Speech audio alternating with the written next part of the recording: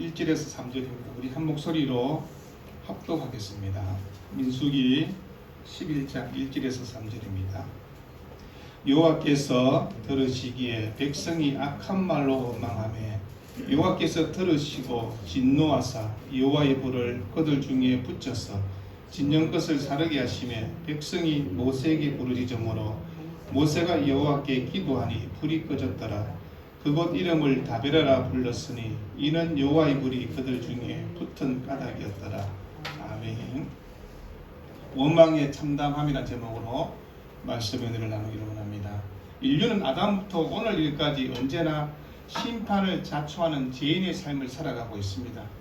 하나님 우리에게 복과 생명을 풍성히 주시고자 하지만 우리는 끊임없이 하나님을 거부하고 우리 나름대로의 삶을 살려고 하는 것을 보게 됩니다. 그러나 하나님은 죄인된 우리에게 심판과 절망과 파국이 아니라 더 좋은 것을 주시기 위해서 굳은 의지를 우리에게 보이시는 것을 보게 됩니다. 하나님이 언약 백성에 요구하시는 것이 무엇일까요? 하나님께서 왜 이방의 사람들과 그들과 우리를 향해서 구별되게 살아라고 그렇게 말씀하시는가요? 구별하셨다는 것은 하나님께서 우리에게 복을 주시겠다고, 은혜를 주시겠다고, 생명의 풍성함을 주시겠다는 구체적인 예를 우리에게 보여주기 위해서 하나님은 언약을 세우시고 우리를 부르시는 것을 보게 됩니다. 여러분, 그러면서 우리를 통하여서 모든 열방이 하나님의 은혜와 복을 누려야 된다라고 그렇게 의도하시는 것을 보지 않습니까? 우리는 우리의 생각보다 더 크고 뛰어난 하나님의 은혜가 있음을 믿어야 되며, 그리고 하나님과 연합하며 살아가는 것이 복된 인생이며 그것이 우리에게 유일한 생명의 길이라는 것을 얘기하는 것입니다. 여러분, 그 길에서 때로는 우리가 하나님 앞에서 영광을 돌린다고 하지만 하나님은 참고 인내하고 기다려주시는 더 깊이 있는 삶을 우리에게 하나님께서 깨닫게 해주시는 것들을 보게 됩니다. 그럼 민수기 10장 35절에서 36절 보면 이제 모세가 하나님의 언약궤를 메고 함께 하나님 말씀 앞으로 순종하며 길을 떠날 때 이스라엘 백성들이 했던 기도가 있습니다. 하나님의 궤가 쉴 때는 안식을 주소서라고 그렇게 기도했습니다. 그리고 하나님 언약궤가 떠날 때는 우리에게 승리를 주소서라고 그렇게 기도하며 이스라엘 백성들이 광야를 행진했는 것입니다. 시내산에서 바란 광야까지 3일 길입니다. 그런데 그곳을 하나님께서 크고 두려운 곳이라고 그렇게 얘기했습니다. 왜 그랬을까요? 광야는 힘겹고 우리에게 어려운 여정의 삶이기 때문에 그런 것입니다. 신명기 1장 19절에 보니까 우리 하나님 여호와께서 우리에게 명령하신 대로 우리가 호렙산을 떠나 너희가 보았던 크고 두려운 광야를 지나가요. 그럼 바란이라는 곳은 굴이 많이 있는 곳입니다. 그래서 다윗도 자신이 계속의 도망자의 삶을 살아갈 때 몸을 숨기기도 했던 것이 바란 광야였던 것을 보게 됩니다. 그리고 하나님의 인도하심이 때로는 두려운 길이 될 수도 있고 거친 길도 될 수가 있고 때로는 우리에게 힘든 과정이 될 수도 있습니다. 그럴 때 우리는 어떤 마음이 들까요? 이스라엘 백성들은 하나님의 인도하심을 따라 이렇게 놓았는데 근데 우리가 지금 살고 있는 삶이 무엇이냐고 그렇게 불평하고 있는 것입니다. 비록 노예로 살 때는 우리가 먹고 마시는 것에 상대적으로 편했지 않느냐고 그렇게 얘기합니다. 여러분, 기본적으로 우리의 욕구를 충족시켜 줄 수 있는 삶을 살았다고 얘기합니다. 근데 광야라는 곳이 어떤 곳입니까? 생존 자체에 대한 어려움과 두려움이 있는 곳인 것을 보지 않습니까? 먹고 마시는 인간의 기본적인 욕망이 우리에게 해결되지 않을 때 우리는 그것 때문에 원망하고 불평하는 것들을 보게 됩니다. 이런 환경 속에서 이스라엘 백성들이 하나님의 인도를 받으면서 어려운 환경 앞에서 어떻게 살아야 되는가를 우리에게 성경은 말씀하고 있는 것입니다. 하나는 하나님이 우리를 향한 열심이 있다는 것입니다. 하나는 우리가 하나님 향해서 기도해야 된다는 것입니다. 여러분, 하나님의 열심이 무엇입니까? 하나님께 친히 이스라엘 백성을 이끄시고 계신다는 것입니다. 하나님이 앞장서서 먼저 이스라엘 백성들을 이끌고 가고지 않습니까? 하나님이 먼저 쉴 곳을 찾으시고 그리고 낮에는 구름이 덮어주시고 밤에는 불기둥으로 그들을 덮어주신 것을 보지 않습니까? 그러면 하나님께서 이스라엘 백성을 향해서 편한 길을 인도할 수 있었을 것입니다. 그런데 하나님은 광야의 길, 어려운 길로 걷게 하시는 이유가 있지 않겠습니까? 그럼에도 불구하고 그 광야의 길에 하나님은 쉴 곳을 마련해 주시고 그들 향해서 구름으로 덮여주시고 하나님의 자비와 긍휼이 함께 하고 있다는 것을 보여주고 있는 것을 보게 됩니다. 여러분, 이스라엘 백성이 걸어가는 길은 그들이 혼자 걸어가는 길이 아니라 하나님과 함께 걸어가는 길이었습니다. 주님이 동행하는 그 길을 걸어가고 있는 것입니다. 그럴 때마다 이스라엘 백성에게서 너희가 험난한 길을 만날 때마다 기도하라고 그렇게 명령하지 않습니까? 그래서 이스라엘 백성들이 하나님의 언약궤가 멈추고 떠날 때마다 기도하는 것입니다. 성경 민수기 보니까 그 민수기 10장 35절에 이렇게 말씀합니다. 여호와 일어나소서, 여호와여 일어나소서 주의 대적들을 흩으시고 주를 미워하는 자가 주 앞에서 도망하게 하소서라고 기도했습니다. 실제는 10장 36절 보니까 여호와여 이스라엘 종족들에게 돌아오소서라고 기도하는 것을 보게 됩니다. 여호와여 일어나소서라는 표현이 무엇입니까? 하나님이 앉았다가 일어서고 그런 것은 아닐 것입니다. 하나님은 결코 쉬는 분도 아니고 졸지도 않는 분이신데, 그러면 일어났다는 것은 우리에게 이해할 수 있는 언어로 그렇게 표현한 것뿐입니다. 일어나서는 기도하는 이유가 무엇입니까? 하나님께서 일어나시면 주의 대적들을 흩으시고 하나님 미워하는 자들을 다 도망하게 하기 위하는 것을 얘기하는 것입니다. 이스라엘 백성이 군대를 조직한 것처럼 같지만, 그러나 군대가 축구의 군대라고 할 수 없지 않습니까? 오합지졸 같은 그런 사람들이었습니다. 근데 하나님께서 이스라엘 백성에게 보여주는 것은 무엇입니까? 교회는 칼과 힘으로 싸우는 곳이 아니라고 얘기하는 것입니다. 하나님께서 함께 하심을 향해서 하나님을 향한 믿음의 선한 삶을 사는 곳이 바로 교회라고 그렇게 말씀하고 있는 것입니다. 수많은 대적들이 우리를 공격하고 무너뜨리고 할 때마다 우리를 물리칠 수 있는 힘이 뭐냐고 얘기할 때 기도며 하나님께 나아가는 거라고 그렇게 말씀하고 있습니다. 그럼 이스라엘 백성이 출발할 때 하나님의 도우심을 향해서 기도하고, 멈출 때도 하나님께서 우리를 함께 해주실 것을 향해서 기도하며 그렇게 했던 것입니다. 여러분, 우리의 신앙의 삶에 정말 기도가 얼마나 중요한지 모릅니다. 그런데 이스라엘 백성들이 광야를 걸어가면서 오늘 있었던 하나님을 향해서 행하여서는 안 될 일들을 행하였다고 그렇게 얘기합니다. 사흘 길을 걸었습니다. 오늘 성경님 보니까 민수기 11장에 사흘 길을 걷고 난 다음에 이스라엘 백성이 보여준 것입니다. 우리가 잘 알고 있는 다베라 사건입니다.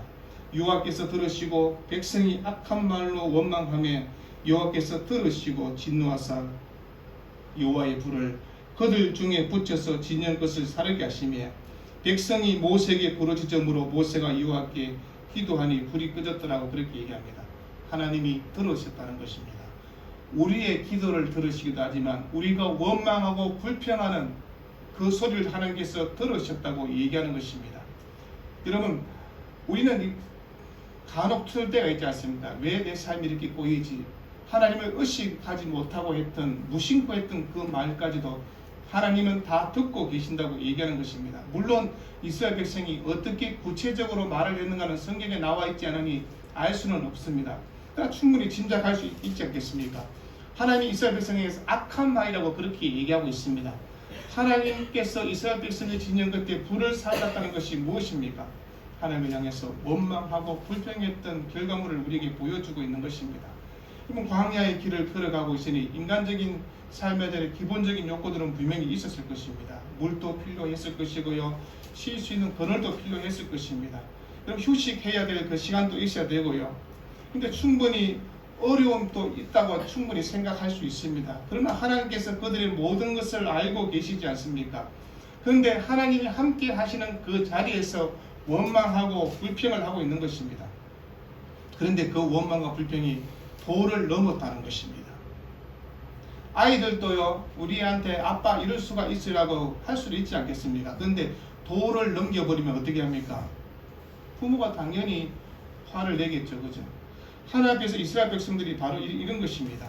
그러니까 신명기 9장에서 너희가 다베라와 마사와 기브론 핫다에서도 여호와를 경노하게 하였느니라. 여호와께서 너희를 가데스 바네에서 떠나게 하실 때 이르시기를 너희는 올라가서 내가 너희에게 준 땅을 차지하라 하시되 너희가 거역하여 믿지 아니하고 그 말씀을 듣지 아니하였나니 내가 너희를 알던 날부터 너희가 항상 여호와를 거역하여 왔느니라. 이스라엘 백성에 대한 평가입니다. 항상 하나님을 거역하고 삐딱하게 나간 것입니다. 여러분, 마사는 출애굽 직후에 있었던 사건이지 않습니까? 그리고 다베라, 기브론 핫다와 가데스 바네오는 바란 광야에서 이스라엘 백성들이 하나님 앞에서 저지른 죄에 대한 이야기를 보게 됩니다. 출애굽을 하고 난 이후에 이스라엘 백성들은 하나님의 놀라운 구원의 은혜를 다 경험했습니다. 그러나 광야에 들어왔지 않습니까? 그럼에도 불구하고 보여준 이스라엘 백성의 삶입니다. 신명기 9장 6절에 그러므로 네가 알 것은 네 하나님 여호와께서 네게 이 아름다운 땅을 기업으로 주신 것이 네 공의로 말미암이 아니니라. 너는 목이 곧은 백성이라. 너는 광야에서 네 하나님 여호와를 경노하게 하던 일을 잊지 말고 기억하라. 내가 애굽 땅에서 나오는 날부터 이곳에 이르기까지 늘 여호와를 거역하였을 때. 신명기 9장 22절에도 그리고 신명기 9장 6절에서도 이스라엘 백성은 하나님을 거역했다고 그렇게 얘기합니다. 이스라엘 백성의 실체의 모습을 우리에게 보여주고 있는 것입니다. 목이 곧은 백성이라는 것입니다. 목이 뻣뻣하니까 순종할 줄 모르는 것입니다. 감사할 줄도 모르고 배은 만족한 백성이라는 것으로 그렇게 말씀하고 있는 것입니다. 하나님의 은혜를 원수로 갚는 행위를 지금 얘기하고 있는 것입니다. 하나님이 선을 베풀어 주시는데 뒤통수를 치는 그런 행위를 벌인 것입니다. 그러면 죄가 은혜보다 강력해서도 아니고 그 은혜가 죄를 해결하지 못해서도 아니고 죄된 복성은 이렇게 끈질기게 하나님을 거스리고 반역하는 속성을 지녔다는 것입니다. 우리의 마음이 어떠할까요? 하나님 말씀 앞에서 우리가 정 옥토에 다시 되어야 될 텐데 그렇지 못하는 것을 보게 됩니다. 그리고 순종의 삶을 어떤 사람이 살아갈까요? 그러면 그렇게 많지 않은 것을 보지 않습니까? 이스라엘 백성의 모습을 보면 알 수 있습니다. 순종하는 것보다 이스라엘 백성은 항상 늘 거역하는 삶을 살았습니다. 출애굽 17장 보니까 그가 그곳 이름을 마사 또는 무리바라 불렀으니 이는 이스라엘 자손이 다투었으며 또는 그들이 여호와를 시험하여 이르기를 여호와께서 우리 중에 계신가 안 계신가 하였습니다. 마사란 뜻은 시험하다는 뜻입니다. 하나님을 시험하는 것입니다. 무리바 그랬습니다. 다투는 것입니다. 물이 없으니 하나님과 다투는 것입니다. 이스라엘 백성은 물이 없는 걸 보고 그러면서 물이 없는 걸 가지고 왜 애굽에서 우리를 이곳에 데리고 와가지고 광야에서 죽게 하느냐고 그런 원망의 말을 하지 않습니까? 모세를 향한 말이 모세를 뛰어넘어서 모세와 이스라엘 보내신 하나님에 대한 심각한 반역을 그들이 보여주고 있는 것입니다. 없는 것 그 자체를 가지고 얘기해야 되는데 그것을 뛰어넘어서 다른 얘기를 하고 있는 것입니다. 하나님께서 이스라엘 백성에 자유를 주시고 구원의 은혜를 주시고 생명의 은혜를 주시는데 목마름 때문에 하나님은 우리를 죽이려고 이곳에 데리고 왔다라고 그렇게 얘기하고 하나님의 뜻을 왜곡시켜 버리면서 그렇게 말하지 않습니까? 이건 작심하고 하나님을 향해서 대적하고 싸우고자 하는 이스라엘 백성들의 모습입니다. 이것이 우리에게는 없는가를 생각해 보는 것입니다. 여러분, 하나님의 시험의 본질이 무엇일까요? 왜 광야로 그들을 데려왔는가에 대해서는 생각하지 않는 것입니다. 정말 하나님께서 우리를 인도하시는 분이 맞나? 라고 그렇게 따지고 있는 것입니다. 내 기도를 들으시는지 나와 함께 하시는지 내가 은혜를 받고 사는지 여러분 어떻게 알 수가 있는가를 한번 생각해 보십시오. 광야가 없으면 알 수가 없지 않겠습니까? 여러분 이스라엘 백성은 이렇게 얘기합니다. 하나님이 우리와 함께하면 이런 삶은 결코 맞는 것이 아니라고 그렇게 얘기하고 있는 것입니다. 여러분 하나님이 함께 하셔도 때로는 우리에게 당장 먹을 물이 없게 하실 수도 있지 않겠습니까? 때로는 우리가 고난 가운데 있을 수도 있을 것입니다. 메마른 광야를 걸어가야 되는 삶을 살아갈 때도 있을 것입니다. 척박한 환경 가운데서도 하나님께서 왜 그곳에 우리를 왜 그곳으로 인도했는가를 생각해 보라고 얘기하는 것입니다. 그런데 이스라엘 백성은 하나님 안 계신다고 그렇게 따지는 것입니다. 그런 환경에서 하나님을 더 의지하고 하나님을 더 의탁하는 믿음으로 나아가야 되는데 그렇지 못하는 모습. 여러분 이스라엘 백성이 나중에 고기가 없다고 뭐라고 얘기합니까? 고기 없는 것 가지고 하나님이 없는 것처럼 얘기합니다. 그러면서 이스라엘 백성이 금송아지를 만들지 않습니까? 그리고 금송아지 만들어 놓고 이 금송아지가 우리를 인도하여 낸 신이라고 그렇게 말합니다. 그러면 출애굽에서 1년 동안요 이스라엘 백성의 삶을 보면 굵직굵직한 불평과 원망의 일들이 얼마나 많이 있는지 정말 불미스러운 일들이 얼마나 많이 있는지 모릅니다. 하나님께서 바람 광야에서 이스라엘 백성을 인도하시고 출발하는 시점부터 삐걱거리는 것을 보지 않습니까? 이게 바로 다베라 사건이라고 얘기하는 것입니다. 악한 말로 원망한 소리를 하나님께서 들으셨다고. 그 들은 소리 하나님께서 이스라엘 백성의 진영에 불을 내렸다고 그렇게 얘기합니다. 그리고 악한 불평과 원망에 대한 심판으로 불이 내려 태워져야 된다는 것을 얘기하는 것입니다. 하나님께서 우리의 악한 마음에 악한 심령들, 악한 모든 것들을 불로 태우지 않고서는 해결될 수 있는 방법이 없다는 것입니다. 우리의 원망의 감정들, 불평의 감정들을 하나님께서 불로 태워주지 않으면 그 감정 그대로 계속해서 가지고 살아간다고 얘기하는 것입니다. 여러분, 악한 원망은요, 악한 감정으로서부터 출발하지 않습니까?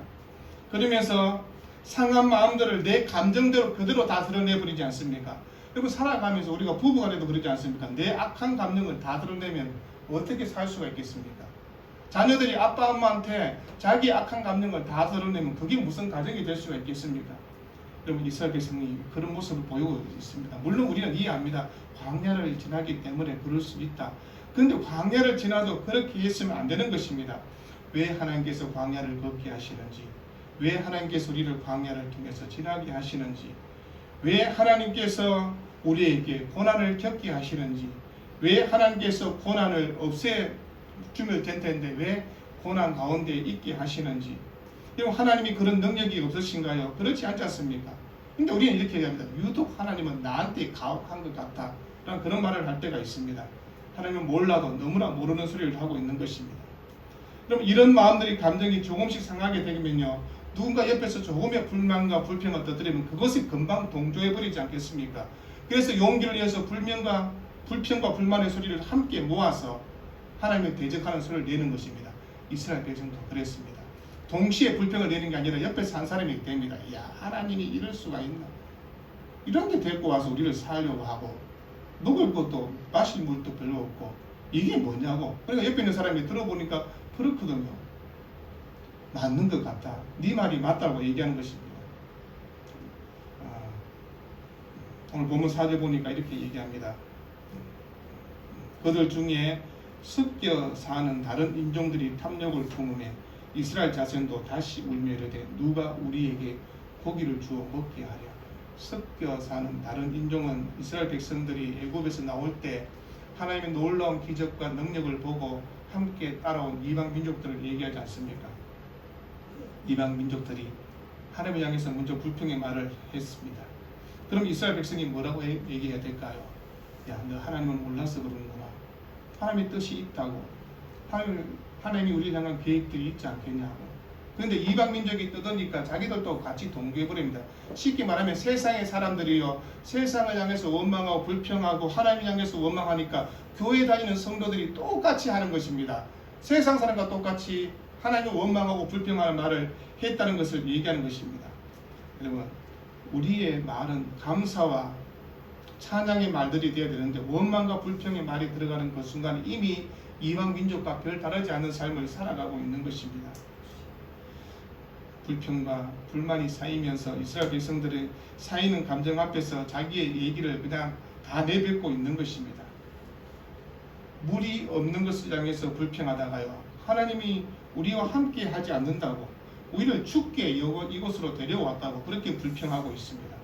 여러분, 물이 없으면 어떻게 됩니까? 하나님 물 좀 주세요라고 기도하면 되지 않겠습니까? 광야를 걷다가 너무 더우면 하나님 우리에게 휴식을 취할 수 있는 곳을 주세요라고 기도하면 될 것입니다. 그런데 하나님을 향해서 뭐라고 얘기합니까?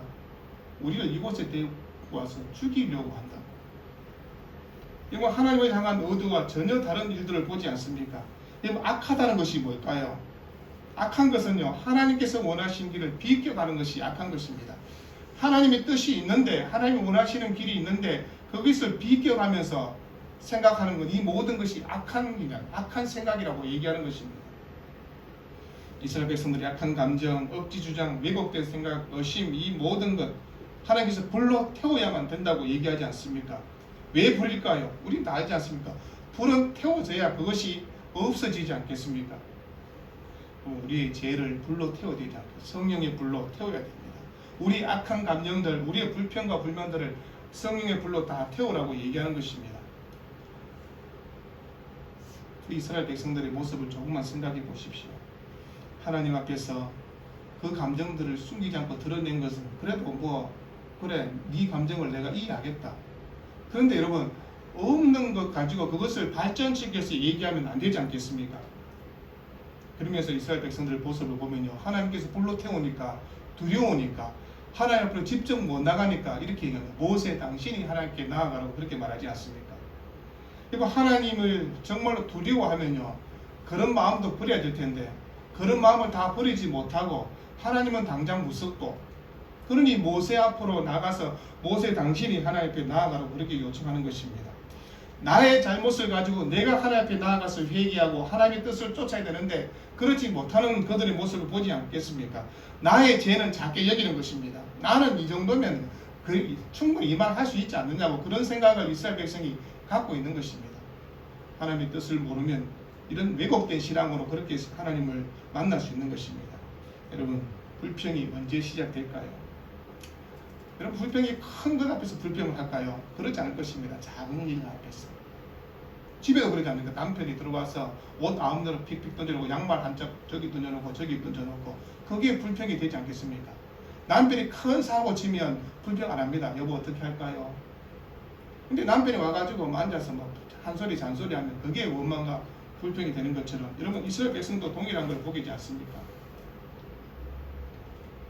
기브롯 핫다에서, 가데스 바다에서, 여러분 한 군데서 했으면 끝나야 되는데 옮길 때마다 원망하고 불평하는 모습을 보게 됩니다. 우리의 신앙의 삶은 어떠하고 2025년도는 원망 불평을 했는데 2026년은 안 해야 되지 않겠습니까? 그런데 또 이런 모습을 반복하면 안 된다고 얘기하는 것입니다. 여러분, 출애굽의 과정을 조금만 생각하면 이스라엘 백성은 원망과 불평을 할 수가 없는 것입니다. 노예된 상태에서 자유를 얻게 했고 바로의 군대의 추격을 뿌리치고 홍해가 육지처럼 갈라지는 것도 보았지 않습니까? 목마름에 고통했을 때 하나님께서 물의 문제도 선물을 단물로 바꾸어 줬습니다. 시내산에서 쉬면서 하나님의 율법을 듣고 하나님이 어떤 분인가를 그들이 다 경험했습니다. 율법을 듣고 십계명을 가지고 하나님의 백성으로 어떻게 살아야 되는가, 은혜의 자리가 무엇인가를 그들이 보았습니다. 이 모든 시간 은혜의 장소를 기억하지 못하고 망각해버린 그들은 뭐합니까? 사흘 만에 광야길을 들어가면서 불평하는 것입니다. 내가 조금만 불편하면, 내 마음에 조금만 들지 않으면 원망하고 불평하는 그들의 모습을 보지 않겠습니까? 그러면 이스라엘 백성들의 불평의 문제는 우리의 문제와 동일하다고 얘기하는 것입니다. 여러분, 우리가 기억해야 될 것은 내가 했던 원망과 불평의 말 하나님이 듣고 계신다는 것입니다. 이스라엘 백성의 원망과 불평을 하나님이 들으셨던 것처럼 하나님이 듣고 계시는 것을 우리가 기억해야 되는 것입니다. 하나님 앞에서 감사의 고백으로 영광을 돌린 그 말도 하나님은 기억하시지만 우리가 무심코 내던졌던 그 원망과 불평의 말도 하나님은 기억하십니다. 그러니까 하나님께서 이스라엘 백성의 진영 것을 불사른다고 얘기합니다. 원망과 불평은 하나님은 결코 가볍게 여기지 않는다는 것을 여러분 기억하셔야 됩니다. 여러분, 공동체 안에서 보면요, 항상 뒤에서 뭐라고 중얼중얼 대는 사람들이 있습니다. 잘하는가 한번 보자. 네가 얼마만큼 잘할 건데. 여러분, 그러다가 뭔가 일이 잘 안 되고 있으면 뭐라고 합니까? 내 봐라, 내 그럴 줄 알았다. 여러분, 일도 하지 않고 방관차처럼 그렇게 있다가 잘 되지 않는 부분이 딱 생기면 그거 가지고 태클을 딱 거는 그런 사람도 있습니다. 우리의 마음속에 원망의 마음들은 버려야 됩니다. 하나님의 말씀을 기억하고 하나님의 은혜를 기억하고 구속의 은혜를 기억하고 하나님께서 우리의 마음을 추정해 달라고 그렇게 기도하며 살아야 될 것을 얘기하는 것입니다. 성경 히브리서 4장에서 하나님의 말씀은 살아있고 활력이 있어 좌우의 날선 어떤 것보다 예리하여 혼과 영과 및 관절과 모서를 찔러 쪼갠다고 했습니다. 그리고 우리의 마음과 생각과 뜻을 판단하신다고 했습니다. 내가 어떤 의도로 했는지, 내가 무슨 생각을 가지고 했는지 하나님은 그것을 판단하고 계신다고 얘기하고 있습니다. 그냥 판단한다는 뜻이 무엇입니까? 밝혀낸다는 것입니다. 드러낸 것을 얘기하지 않습니까? 하나님이 우리의 의도를 밝혀내고 드러내고,